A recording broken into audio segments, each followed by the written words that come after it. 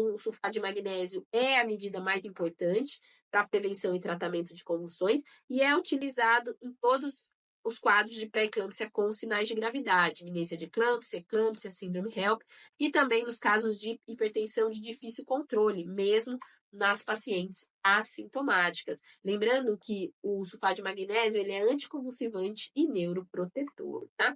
Quais são as doses de sulfato de magnésio? Então, a gente tem esses dois esquemas que são os mais utilizados. O esquema de Zuspam é o esquema endovenoso que a gente utiliza na maioria dos hospitais, que a gente vai fazer 4 gramas endovenoso em bolos em 10 a 15 minutos e depois a gente vai manter a paciente com 1 grama EV em bomba de infusão.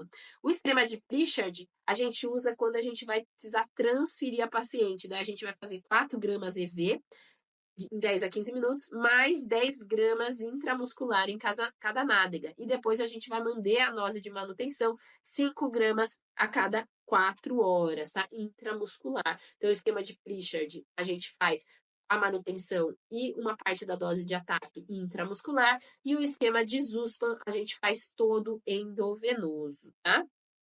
O Zuspam modificado, a gente usa principalmente para as pacientes mais obesas, tá?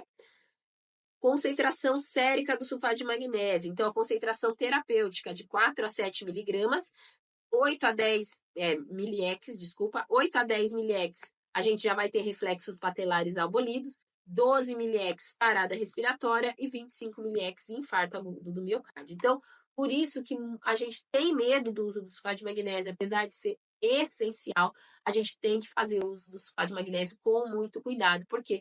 Porque a gente tem uma taxa grande de intoxicação por sulfato de magnésio. E a intoxicação por sulfato de magnésio leva a parada respiratória, leva a infarto. Então, a gente tem que ficar muito atento aí aos sinais de intoxicação por sulfato de magnésio. E quais são os sinais de intoxicação por sulfato de magnésio?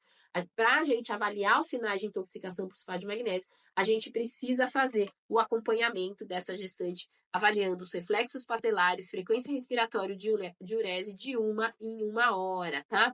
Se a gente tiver reflexos patelares presentes, frequência respiratória maior ou igual a 16, diurese maior ou igual a 25, essa mulher pode manter a sulfatação. Reflexos patelares ausentes, frequência respiratória abaixo de 16 e diurese abaixo de 25, já são sinais aí de intoxicação por sulfato de magnésio. Então, os dois exames que mostram sinais de intoxicação por sulfato de magnésio são os reflexos patelares e a frequência respiratória. A diurese mostra maior risco de aumento da concentração sérica de sulfato de magnésio, mas nesses 3 casos a gente vai suspender a sulfatação e administrar o gluconato de cálcio a 10%, que é o antídoto do sulfato de magnésio. Então, aqui um resuminho do uso do sulfato de magnésio. Aqui eu também quero que vocês guardem esse slide, então tira um print aí desse slide.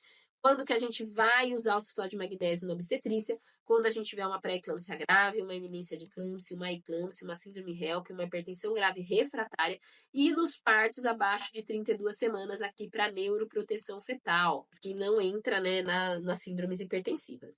A gente vai avaliar reflexos patelares, diurese, frequência respiratória e diurese de 1 em 1 hora. Níveis séricos de magnésio a gente pode avaliar de 4 em 4 horas. Se tiver frequência respiratória abaixo de 16, diurese abaixo de 25, reflexos patelares ausentes, a gente vai suspender o sulfato de magnésio e administrar o gluconato de cálcio a 10% para evitar a depressão respiratória, tá?